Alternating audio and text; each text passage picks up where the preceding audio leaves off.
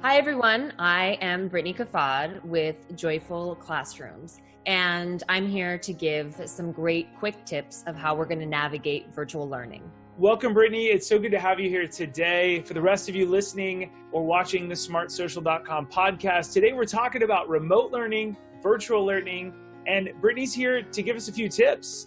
Now, if you're a normal parent, you're wondering, how are you going to handle it all? You're wondering, how are you going to keep your kids entertained? They're sitting at home. Maybe they're in a corner watching an iPad, figuring it out. Today, Brittany's got 4 tips for us on how we can manage it a little bit easier. Now, educators, this is partially for you. Parents, it's for you. We're just going to have a dialogue through it all. Well, I just wanted to add, of course, I come from the perspective of both teacher and mom. So I've navigated this from both perspectives. So I'll definitely be speaking to both sides. Awesome. And tip number 1 from you is keep it engaging. How can we keep it engaging, and what's a tool that we can use? Absolutely. So we can keep it engaging by making sure that instruction that's occurring live with the teacher is actually interactive instead of where it's just someone talking at children for long periods of time.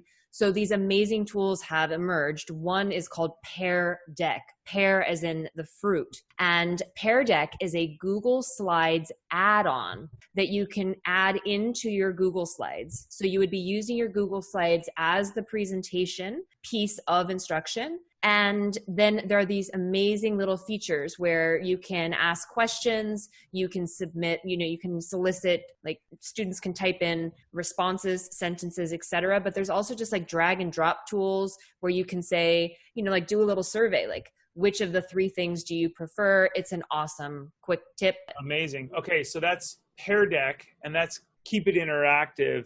Great. What's your tip number 2? So we definitely need to get started with confidence. And most of us who are going to be teaching remotely are no longer in our classrooms. And so we're really looking at setting up these remote teaching workstations. And my first biggest quick tip, and this is for teachers, and then we're going to have to support the students with this as well, is split screen. And there's 3 main ways to split your screen. One is to set up an additional monitor. And that monitor could be purchased if you want, or you can use any television that has an HDMI cord, and then you just get the dongle that would go into your computer. And then now you can have a split screen. If you don't have that as an option, then there are a couple Chrome extensions that I would recommend. One of those is, or a couple, just suggestions, there's tab resize. And so you would just literally go to Google and type in Chrome extensions and then search split screen. So you've got tab resize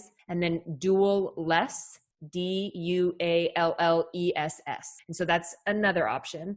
And then the third lowest tech option is to learn how to just open up 2 windows and then make one about half the size of the screen and the other one about half the size of the screen. Because when you're having a call with students or anybody, you want to make sure that you can see the people, but you can also see, for example, we were just talking about the slides and that Pear Deck piece. So we want to be able to see both things at the same time. I love that. We're getting down to brass tacks, which I really like, just to get the tactical and practical.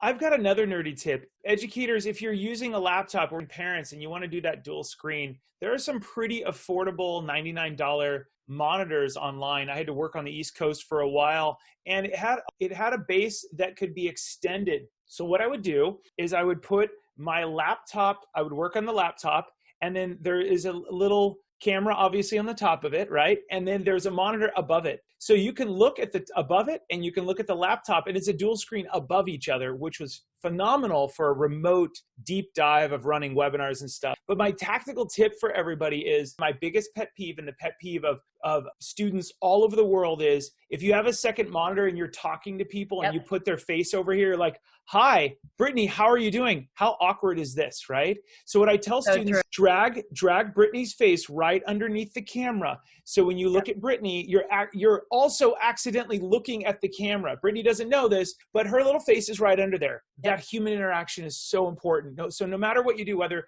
I've got dual screens here, so if I look up there, it's just a little bit above you. Make sure you're surrounding your eyes with that camera so you're not going, hi, Brittany, because it really looks like you're disconnecting. My biggest pet peeve and the pet peeve of students I've found. Set me straight. Is that okay, Brittany? You're touching on something that's really important, and it's, like a fifth tip is that we really have to honor that this is having a really critical impact on the social emotional aspect of learning right now. And humans are really social creatures, and everybody is missing the classroom and that the ability to really connect. We would not teach a child like this, for example. In fact, that would signal rejection. And so I think it's so important to make sure you're making eye contact. And it is, and with all the love and grace in my heart, there are so many teachers who are teaching like this, all, and they're, because what are they trying to do? They're trying to look at the instruction. And so those dual screens, split screens, as often as you can do that,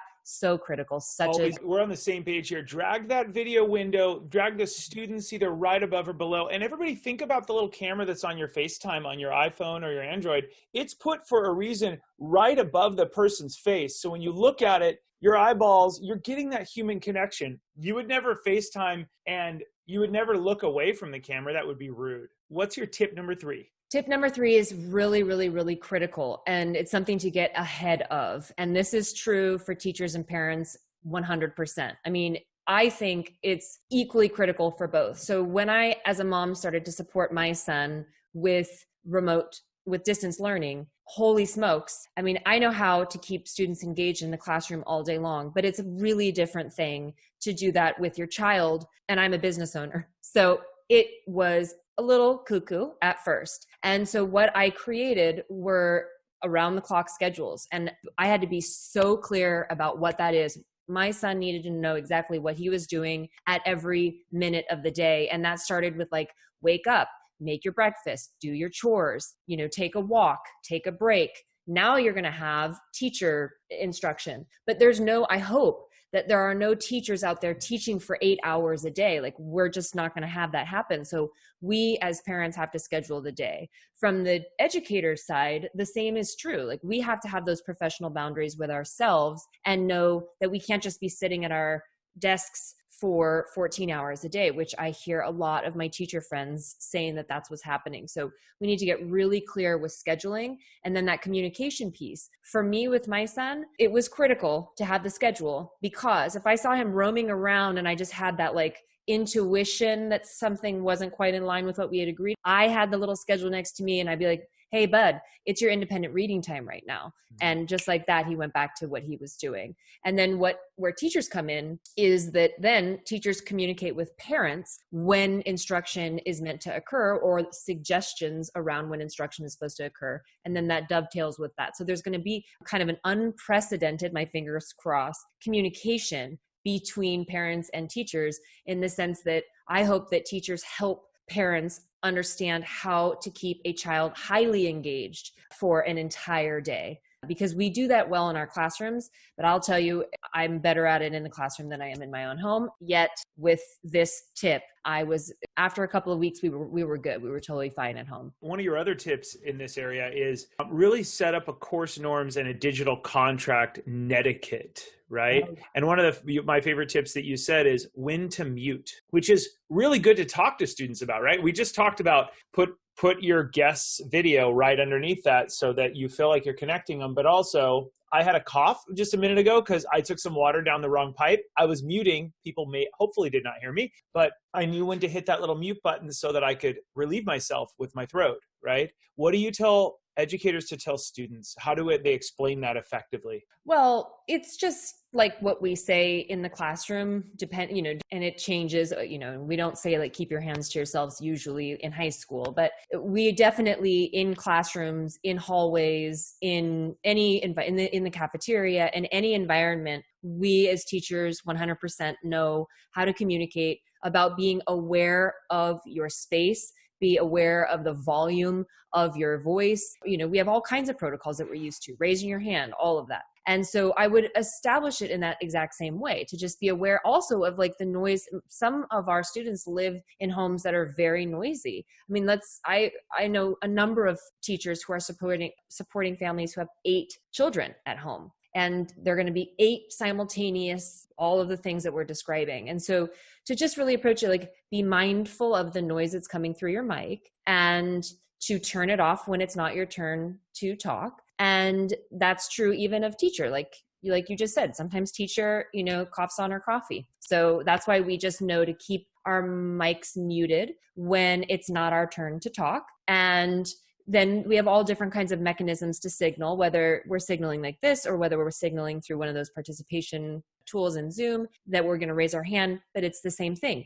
You wait to get called on. Now, one last little thing, if you're using Zoom, because I ran a lot of Zoom calls with a fourth grade classroom this past spring, and I just want to also let everyone know that you can remove all of your participants' ability to unmute themselves. So you can be in full control of that if you have a particularly wily group. And then I'm going to say one more thing about that. Be careful about children being able to rename themselves in Zoom. I had a lot of... I'm looking at that link right now. For those of you listening or watching, it's hard to share this feature, but when you click on participants at the bottom of a Zoom meeting, I do a lot of Zoom webinars because we teach people all over the world on our parent and educator stuff. But Zoom meeting that we're in right now, if you click on participants at the bottom, guys, you're going to see this breakout on the right-hand side. And there's 3 little hidden dots on the right-hand side. And when you click on it, you can check, there's little check boxes next to 6 items. The first one is mute participants upon entry, which is really nice because then the kids aren't coming in and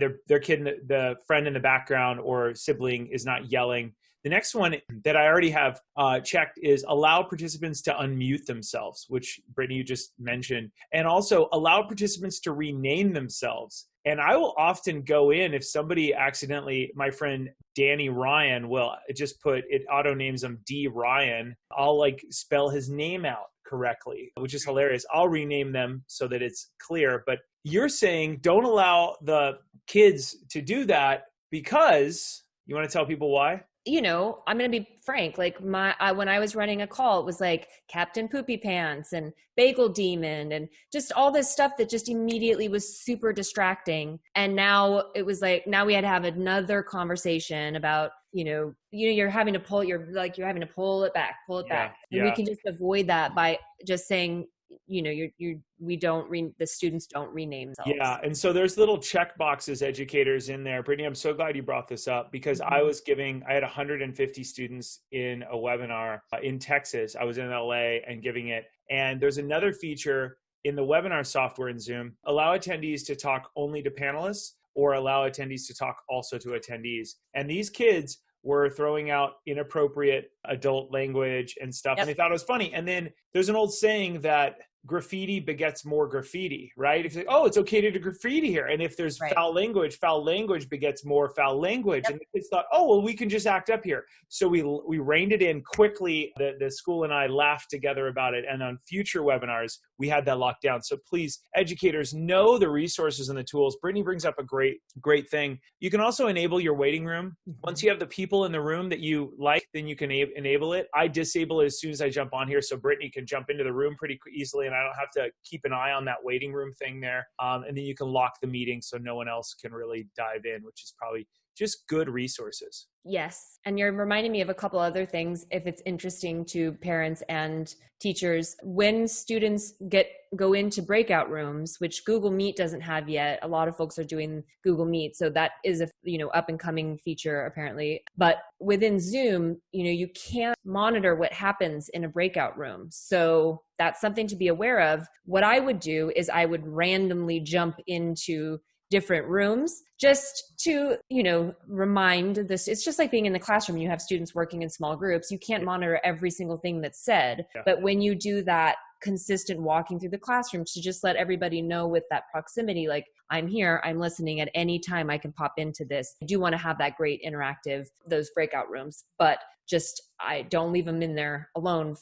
Don't make it one of your norms that students are in there alone and they know they're in there alone every single time you break them into breakout rooms. It's an old phrase, trust plus verify, and let people know I trust you, but I'll be popping in. Before we get started, just to keep you on track, I'll be popping in there to spot check our work and let you know, and I'm rooting for you. Let's do this, right? And I think that's good. That keeps the students go, I'm going to be watched. That's why I create the Netiquette agreement, because it's just like right up front, here are the, the 6 things that we do in our Zoom calls. And one of them for 4th grade, because we were in shelter in place, it's going to be a little bit different this fall, but because we were in shelter in place and there were for sure parents there 100% of the time, one of my norms was also like, you need to have a parent nearby. So that's just another thing to throw out. And if the mom, I don't have time to monitor everything my son is doing during his school hours, but like I look over his shoulder and definitely, I think that's only a safe thing. Spot check. Yeah. One of our other experts from last week, an officer says you should step into your kid's world digitally and then step out and then step in and step out. Just like when they're playing in the corner with their friend. Hey guys, do you have all the tools you need? The toys? Okay. I'll be in the kitchen, and then you'll check in on them and you'll check out. Yeah. Right. Yep. And that lets them know so many things. Okay. Your fourth tip, by the way, Brittany, I'm so thankful that you're here today. Yeah. Your tip number 4 is keep it effective. And you have a tip, you have some key phrases that we've implemented in our business, that the Khan Academy has changed education by doing this. And you have a unique phrase for it. What do you call it? Just to keep it simple. Yeah. So, I mean, really, I couldn't own the terminology, but it's like flipped learning is what it is. It's the flipped classroom. And I'm really advocating for it. I work with a lot of districts around the nation, actually internationally, and they have done a lot of consulting around how many instructional minutes, and I'm going to put rabbit ears around instructional minutes, should teachers be delivering to each child. We're talking about synchronous versus asynchronous learning. Mm-hmm. And as a mom, I'm really going to want to be looking for asynchronous learning, which is a pre-recorded video, like Khan Academy, that contains what we call direct instruction, which is the teaching part, what the students are supposed to learn, and the modeling. So I tell you what you're supposed to learn. I show you what it looks like to learn it. And then that sits in, and for teachers, there are great, the most popular tool right now is Screencastify, and it drops right into your Google Drive. You can use Zoom to pre-record yourself. You can do it in a million different ways. But when you do that, if you think about it, both from a parent and a teacher perspective, now all learners have the ability to revisit that content and that learning. They can use it while they're trying to do their independent practice. They can rewind, slow down, pause, etc. It's way more effective than sitting in a live call like this. And then afterward, you can, as a teacher, break into small groups that are more targeted to students who maybe need more support versus advanced learners who need to be pushed along. And so the tip is to keep it effective in the sense of be mindful about how you're delivering the instruction and then how you're supporting students after the instruction. Yeah. And you'll get way more bang out of your buck if you pre-record yourself and you flip. Yeah. And so for parents listening to this, if you haven't heard of Flip the Classroom, here's what this means. We used to learn arithmetic or algebra in the classroom, and you had to learn with all the other kids. And that's that synchronous learning. It takes and if you're in the executive space, it takes my whole staff for me to teach them something new. Everybody's got to be on the call. You're wasting company time. You're wasting student resources when you have to learn in the classroom. And then what do the students do? If they don't pick up on it the first time and they're too shy to raise their hand, I don't get the geometry. I don't understand, which is totally fine. They go home and what do? They ask mom, and mom's like, I haven't done this for 20 years. I don't know how to do this acute angles and stuff. Totally, mom, we get it. You're putting food on the table, you're working, you're doing all this stuff. But what we do instead is the educator will say, I'm going to teach you geometry or algebra today. Let me teach you all this stuff. It's a 30-minute lesson plan. Pause at any time. I'm going to show you everything. Pause, rewind, play it again. Play it before, after you watch TV, play it with your parents, and then come to the classroom to ask questions. Because the experts in the classroom, and you want to use their brain to answer. Did everyone watch it last night? Okay, great. Everybody did. Anybody have any question? Did acute versus obtuse make sense? Okay, did anybody have any questions about that? Then the kids are learning a second time, layering upon what they learned, trusting that adult.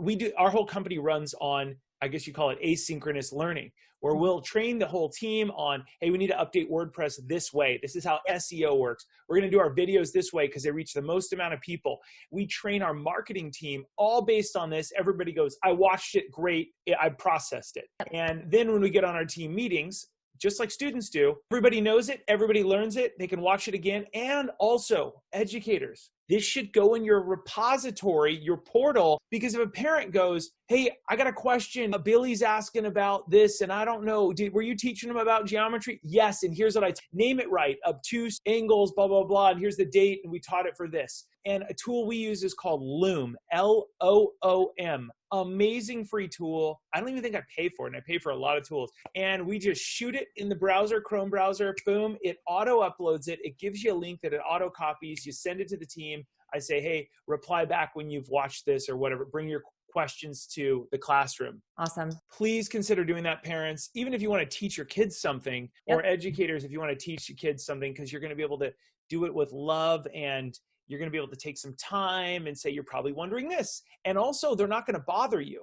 They're going to go, oh, yeah, okay, I guess I got to just keep learning because I promised them I'd watch it to the end. I get an incentive in class if I watch it to the end. So use video. It's a beautiful time to be alive, and it's an encouragement. I name them carefully, like what I'm teaching and who it was for, so I can search for that person in our repository and go back to that training again to send it to another person. Totally. And from both parents and teachers' perspectives, I would say like 90% of educators have access to the Google Suite and are using Google Classrooms. And so within those chapters or topics, so like you said, as a parent, you pop in, you pop out, you can get a sense of where this learning lives by popping in and probably looking at this Google Classroom. And then teachers, you can, that's where you put your pre-recorded content. And then thereafter, you can push out whatever it is that the students are supposed to practice and then meet with them afterwards. The benefits there's just so many benefits. And